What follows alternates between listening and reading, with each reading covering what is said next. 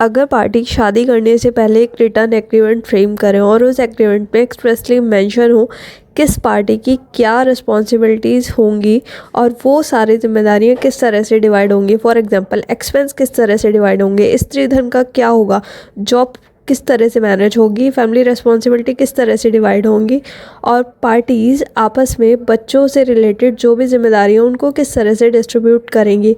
और in the case of divorce parties की assets और रिस्पॉन्सिबिलिटीज़ आपस में कैसे डिवाइड होंगी। अगर एलिमनी डिमांड की जाती है तो उसकी मैक्सिमम लिमिट कितनी होगी।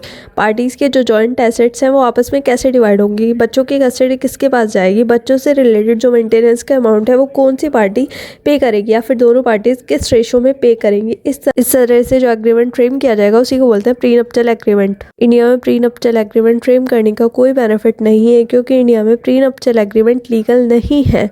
पर ऐसा क्यों।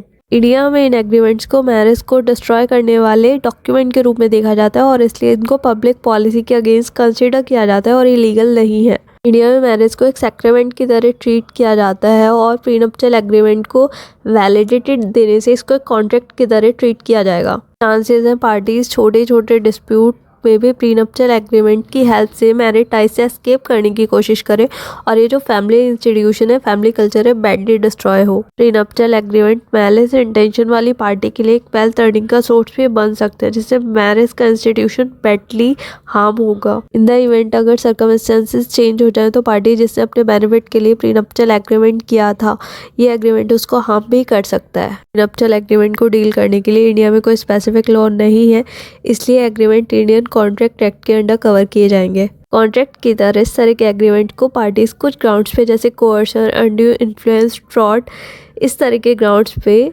कोर्ट में जाके कैंसिल भी करा सकती है। प्रीनप्टियल एग्रीमेंट को उस पार्टी के अगेंस्ट एज अ वेपन भी यूज़ किया जा सकता है जो पार्टी मैरिज में इकोनॉमिकली या एजुकेशनली वीकर बैकग्राउंड से है।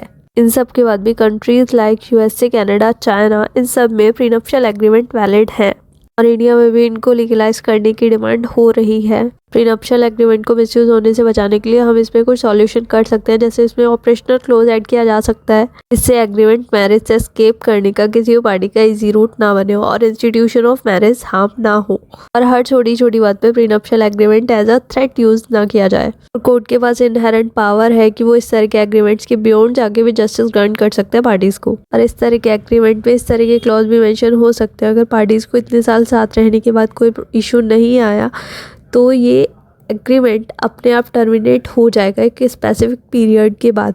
इंडिया में भी डाइवोर्स होने के बाद एलिमनी को डिसाइड करने के लिए, बच्चों की कस्टडी को डिसाइड करने के लिए, जॉइंट एसेट्स को डिवाइड करने के लिए बहुत सारे केसेस से डील करना पड़ता है और उन सब का एक इजी सॉल्यूशन है प्रीनप एग्रीमेंट। डाइवोर्स का कंसेप्ट इंट्रोड्यूस करने के बाद मैरिज वैसे भी एक प्योर सैक्रेमेंट नहीं रह गया है। I think it's high time to legalize prenup agreement in India. आपकी इस बारे में क्या राय है।